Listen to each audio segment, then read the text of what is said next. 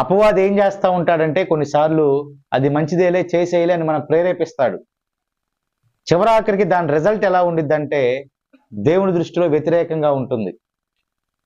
ఇప్పుడు అలాగా అపవాది మనల్ని ప్రేరేపించబడేటటువంటి ముందుగానే అసలు ఏది మంచిదో తెలుసుకుంటే అపవాది ఆ సమయంలో సందర్భంలో మనల్ని ప్రేరేపించాలని చూసిన ఓహో ఇది మంచిది కాదు, ఇది మంచిది అని మనం తెలుసుకుంటాం కాబట్టి అది మనం చేయటానికి లేకపోతే చేయకూడకుండా ఉండటానికి కూడా అవకాశం అనేటటువంటిది ఉంటుంది. కాబట్టి ఇప్పుడు ఏది మంచిది అని గనక ఆలోచన చేస్తే లేఖనం మాట్లాడుతూ ఉంది పుల్లరా, నానా విధములైన అన్య బోధల చేత తిప్పబడకుండా భోజన పదార్థములు బట్టి కాక కృపను బట్టి హృదయాన్ని మనము స్థిరపరుచుకొనుట మంచిది. ఆమేన్.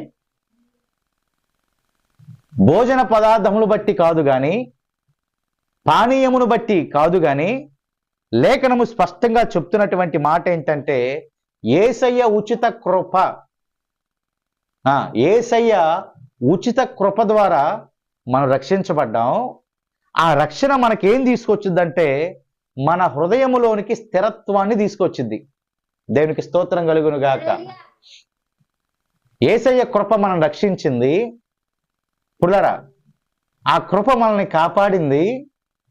ఆ కృపే మనల్ని మంచి మార్గము వైపునకు నడిపిస్తా ఉంది.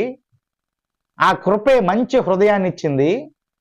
ఆ హృదయము స్థిరముగా ఉండుట చాలా మంచిది అని లేఖనం మాట్లాడుతూ ఉంది. ఎప్పుడు హృదయం స్థిరంగా ఉండిద్దంటే గమనించండి ఈ మాటని, మన హృదయం ఎప్పుడు స్థిరంగా ఉండిద్దంటే ఒకే బోధలో అనగా అపోస్తుల బోధలో, అపోస్తుల బోధ క్రమంగా మనం నడుస్తూ ఉన్నంత కాలము మన హృదయము స్థిరముగా ఉంటుంది. ఏంటి అపోస్తుల బోధ?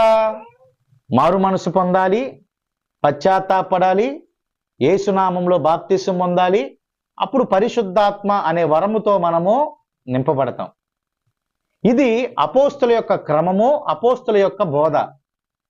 లేఖనం ఏమని మాట్లాడుతూ ఉందంటే ఇక్కడ మీరు నానా విధములైన అన్య బోధల చేత తిప్పబడకూడదు. నానా విధములైనటువంటి అన్య బోధలు నేటి దినాన లోకములోనికి, సంఘములోనికి వచ్చేస్తా ఉన్నాయి. ఒకసారి పౌలు ఒక బోధ గురించి చెప్పాడు. పలానా చోటకి వెళ్ళానయ్యా, అక్కడ బోధ ఇలాగుంది, అంతా కూడా వ్యతిరేకంగా ఉంది, నన్ను కూడా రమ్మంటున్నారు అని నాతో అన్నాడు.